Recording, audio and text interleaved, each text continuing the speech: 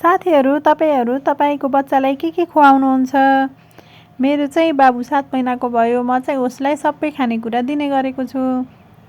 उसले अहिले स्याउको पिउरी खाँदैछ। मेरो बच्चा चाहिँ जे दिए पनि खान्छ, रुँदा पनि रुँदैन, त्यसैले चाहिँ म सबै दिने गरेको छु। उसलाई म लिटो पनि दिन्छु, जाउलु पनि दिन्छु, स्याउ पनि दिन्छु, सबै दिन्छु।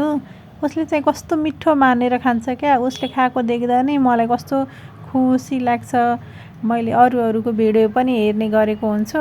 कति बच्चाहरू त खानै मान्दैन क्या, अनि कस्तो रुन्छ, दुःख दिन्छ, झगडा गर्छ, अनि त्यसपछि बमिट गरिदिन्छ कतिले त। तर मेरो बच्चाले चाहिँ त्यस्तो बमिट पनि गर्दैन, रुँदा पनि रुँदैन, यस्तो मिठो मानेर खान्छ जे दिए पनि।